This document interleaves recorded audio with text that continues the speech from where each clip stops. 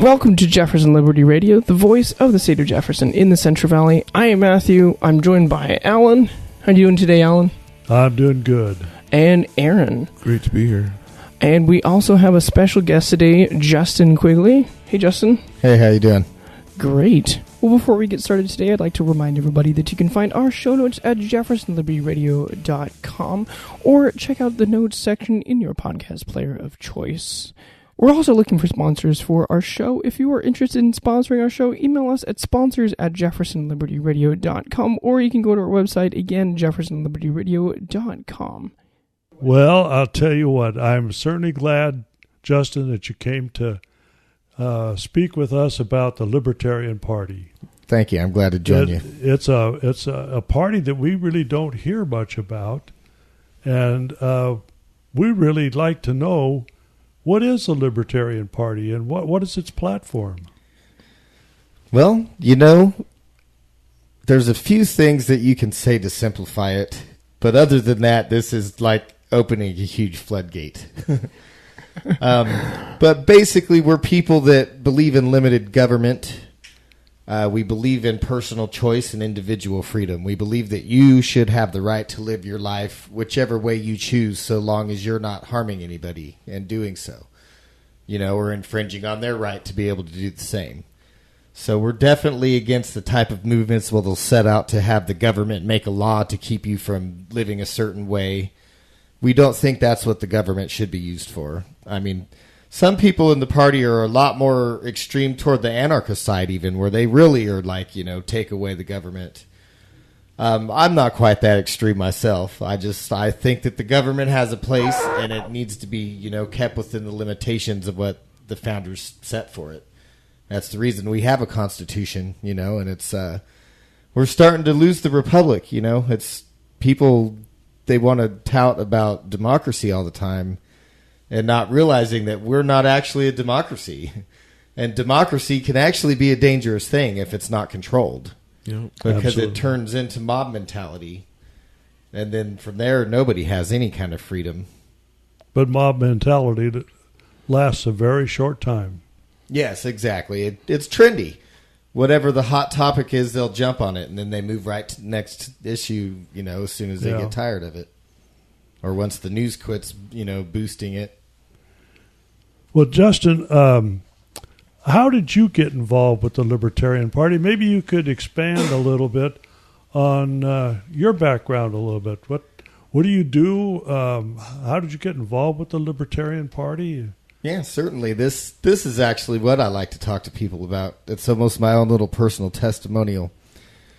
So growing up, I've always been able to follow politics and understand it and been aware of it. My father was active in local politics and Ceres. You know, he got on, I don't think he was ever city council member, but he was on like Parks and Rec committee and just different things in Lions Club, and he did a lot of volunteering.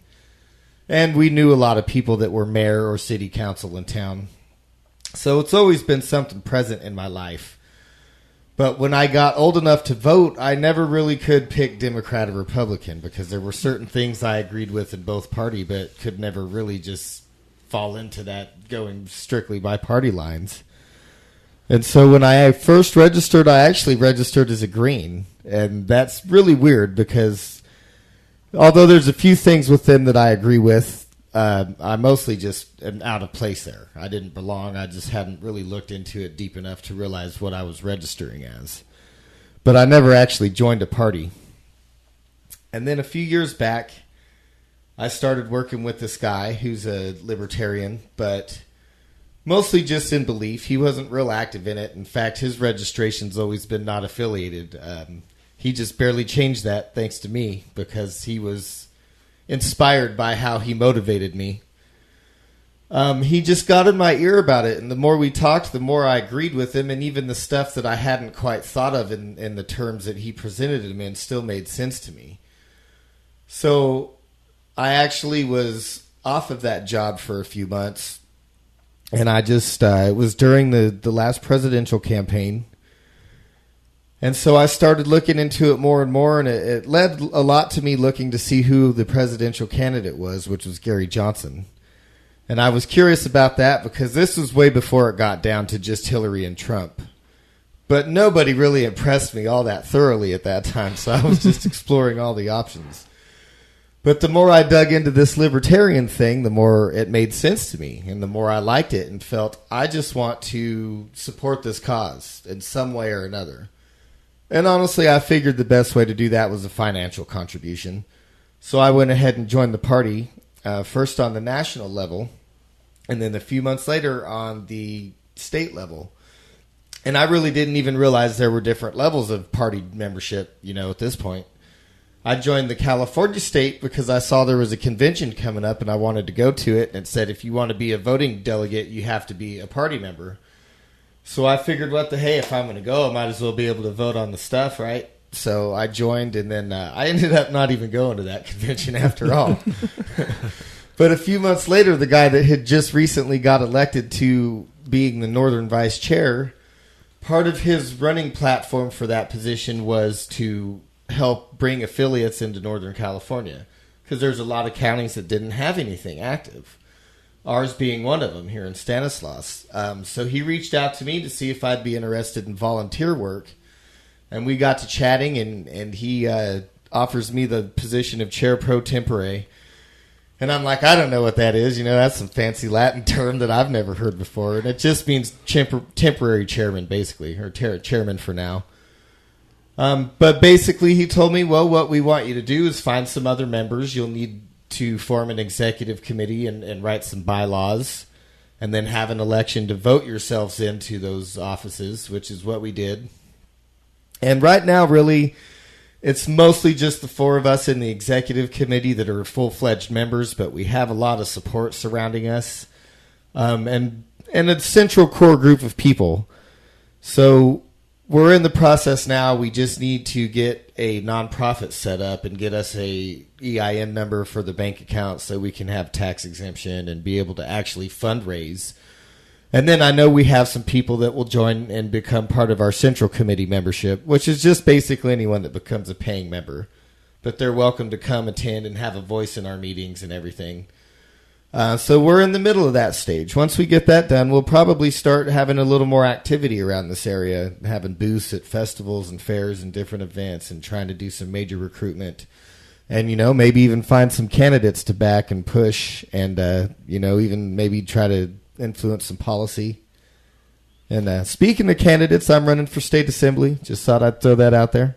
In District 21, which is mostly Merced and part of Lower Stanislaus. And I'll be going up against Adam Gray, who was the unopposed Democratic incumbent. Very good, Justin. Thank you. You have been busy. I'm amazed. Almost makes me ashamed of what I'm doing. Don't be too impressed. I had to go to traffic court yesterday. Oh. It's not all glam. Well, speaking of the Libertarian Party, what are your beliefs, and how do they mesh with what the Libertarian Party feels is their platform? I think the first and main two issues that really got me starting in on really siding with this party is, one, I've always been a strong Second Amendment supporter and gun rights, and they're quite honestly the most strong on Second Amendment out of any party there is. I mean, hands down, way more than Republicans.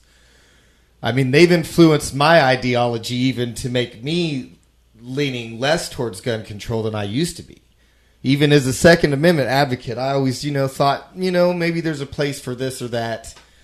And the more I look at it through the libertarian lens, I start thinking, you know what? No, we should be able to have whatever we want, basically. I mean, the bad guys are going to get them anyway. There ain't no stopping it. I mean, all the laws in the world ain't going to stop someone that's determined. They show that to us time and time again. Yeah, that's very true. I think the other thing is taxes. I've always been very against taxes being excessive, and this is another thing where the party swayed me more toward the side of, they're right. It's flat out theft. I've always known it. The legislature, all our government officials, they're basically sponging off of our hard work, and they take our money and they pay themselves with it. Or they spend it on frivolous things that most Americans probably don't even agree with. And especially in this state, I think it's really bad. We've got a really controlling state government. Yes, very true. Well, let me pursue this with the Libertarian Party in California. You're aware, of course, that it's a party to the CFR, Citizens for Fair Representation lawsuit that is currently in the Ninth Circuit Court for adjudication. We're really anxious to have this this lawsuit proceed. What do you think the Libertarian Party is going to gain as being part of the lawsuit? Well, and this is something I haven't really discussed as much with libertarians as I have with people from your own group. Oh. I was actually made aware of that fact by Marie Lily Robertson, that runs the SCC here in town. She's the one I chatted with her. I forget what festival I saw her at. I think it was like in Riverbank or Ripon or I don't know. One of the little towns had a little street fair that I saw her at and got to chatting with her. And that was before I'd ever come to any of the meetings at the Grizzly Rock. And she's actually the one that told me. But from what I have seen from the party, and I think from our standpoint, it's mostly the same goals that the state of Jefferson is trying to achieve. They feel like there's a misrepresentation in this state. There's a few populated areas that just get to make the whole decision for a very large geographical area. And, places where they've probably never even been to and don't know what the lifestyle is there. One of the big issues in our local area here is the water grab. We're fighting hard all the time to keep our water from either going to the bay or getting shipped down south to Southern California. And to me, it's like such a simple solution. We could, keep our infrastructure strong, with the dams and the stuff that are eroding, maybe even build some new ones. I mean, we could certainly use more lakes. It would generate more revenue from people going there to use them recreationally. There's also lots of a new process I've been hearing about from my friend that has a girlfriend that works in the local government in the Livermore area. And it's like a recycling plant where they basically speed along the natural process of the water cycle to use wastewater and turn it fresh again. And then the other big thing I hear about that I wonder why isn't being utilized is desalination plants. I mean, we're a coastal state that lives right next to literally the largest body of water on the planet. We should be making use of that. There's really no reason we should be having water shortages in a coastal state. Well, you're aware, of course, that there is a desal plant down in Southern California. I've heard of it. And it took 15 years to get that built. Right. And it was all because of environmental regulations. I actually asked a former state senator about desal plants, and he said that they would love to see them built, but the environmental regulations are just so onerous that it's almost impossible to get it done. Right. Well, I mean, that falls kind of under the same type of thing as what's going on with our forests. Yeah, absolutely. They're so environmentally protective that we can't log them or clear cut them or even do selective cutting. And we're getting dead trees that burn up and they just take off. I mean, we're having these massive fires when we could be going and clearing out some of it and keeping the rest of it healthy. Yeah. Well, certainly the lawsuit has to do with the CFR, Citizens for Fair Representation, right, and the state of Jefferson involved with his lack of representation and dilution of vote. Mm-hmm. I can certainly appreciate that because I've been around here long enough, but, geez, I can remember when I was a kid, a state representative represented probably only a couple 100,000 people. Right. And today it's over 700,000. Yeah, back then they could actually have an estimation of what people in their area wanted. Yeah, it's over 500,000. So, and I thought maybe that the Libertarian Party being part of this would be looking for more representation as a party. Oh, we certainly are. I think along those same lines is probably part of the reason we're fighting the top 2 voting system in this state. Because I'm not sure if you guys are aware of what that is. No, we do. It basically means you get the top 2 candidates regardless of party.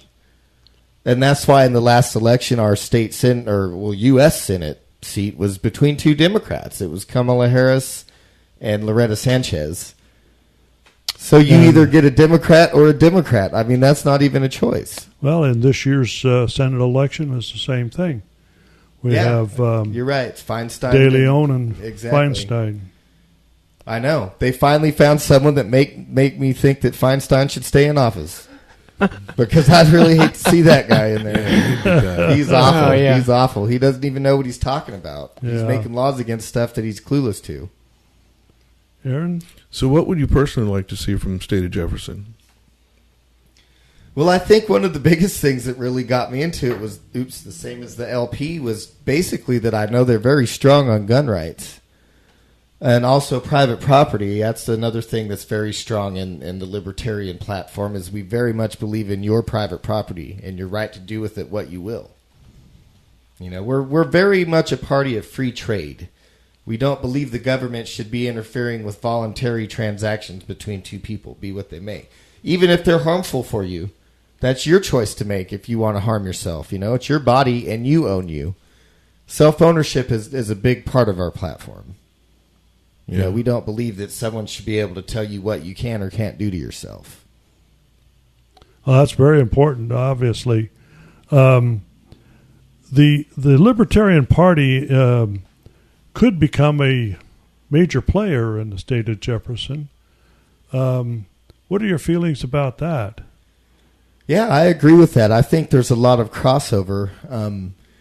When I was looking at groups and joining groups and just following different pages, I saw that there's a Libertarian Party of the state of Jefferson. But I don't know if they could be affiliated with our national party because it's not an actual state yet, or if they're just like a movement that's trying to help push the Jefferson movement forward. Because I've never contacted them or talked to them, but yeah, actually, the state of Jefferson movement, CFR, is a non-political effort. There are no parties that are backing it. We've not asked any parties to be a part to the Jefferson movement. But interestingly, the Libertarian Party, the American Independent Party, and the Green Party of Marin County are parties to the lawsuit. right. So I think that's an interesting concept. What is your feeling on that? I think it's a good thing. I think, like you said, it shows that it's not just about what your political leanings are. Everybody wants to feel fairly represented, you know what I mean? And these people from the urban areas probably are. You know, they're getting the legislation they want pushed through the state. But what about the people that live in the other areas? They don't have anybody that's being a voice for them and actually standing up for what they want. And, I mean, quite honestly, California is a large state to manage. You know, it might be better off to have it split.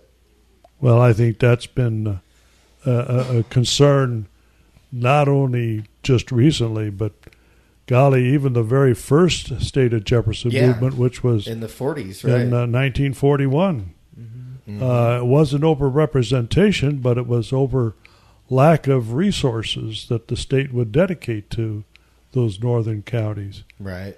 But now it's an issue of representation. California has the worst representation of any state in the nation. Yeah, certainly.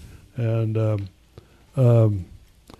well, we really appreciate your comments on the state of Jefferson and the Libertarian Party and how it might actually fit in with the program. Yeah. Are there any other things, Aaron, that you'd like to ask? I don't have anything else. And do you, Matthew, have a comment or two? I don't. I just want to thank Justin for taking the time to come down, talk to us. Thank you guys for having me. Thanks for taking the Well, time. you've been a great guest, and we really appreciate your taking some time to be with us and to expound on the Libertarian Party. Frankly, I haven't had much of an opportunity to pursue it, so maybe I need to come talk to you sometime. Yeah, well, you can find us on our local Facebook page. We do have one. It's the Libertarian Party of Stanislaus County. Anyone that's interested, if you find it, it's our cover picture is the statue of Stanislaus, the chief out there outside the courthouse. And then it's got our little county logo that we made to represent our local area and yet the Libertarian Party, both, in our symbolism. I also have my page for my assembly page, which is Justin Quigley for State Assembly. So anybody wants to check that out. I mean, they're both basically run by me, so you're kind of getting the same messaging either way. But it's fine, because some people like one page and not the other. So I just present it to them in different ways, and they're all here in the same garb that I have to spew to them. Well, we certainly want to wish you the best of luck in your campaign for the 21st Assembly District. Thank you. I hope you're very successful at it. Well, this is my first shot, and I didn't really intend to get into it. I just kind of got, recruited, so we'll see where it goes. But I got some good people lending me some support. We're a small party, but here in California, we're working to make ourselves stronger, and we got some good, solid, dedicated people. Oh, I appreciate that. Thank you very much, Thank Justin. you very much. Thanks for coming. Oh, no problem. Okay, upcoming events for Stanislaus Concerned Citizens, State of Jefferson. Coming up at the Grizzly Rock Cafe in Turlock, beginning at 5:30 with our SOJ information, and then 6 p.m. our guest speaker. Please RSVP if you can. October 3rd and 17th, meetings and more information to come soon for speakers and topics. October 20th and 21st, we're going to have the gun show at the Stanislaus County Fairgrounds. That'll be the Code of the West gun show. And please visit us at www.stanislausconcernedcitizens.org. So watch out for Blitzing, Fly It Friday, and Sign It Saturday. Look for these events on Facebook, email, and our website. Thank you, everybody, for listening to our show. We would love to hear from you. You can email us at feedback@JeffersonLibertyRadio or via our website, jeffersonlibertyradio.com. We would love to hear your questions or comments. Don't forget to subscribe to us on iTunes. Leave us a 5-star review. We would really appreciate it, and it actually does help our ratings. You can find us on Facebook, Twitter, Spotify, YouTube, Google Play, and even some alternative media such as BitChute and Gab. Thank you for listening, and we will catch you next episode.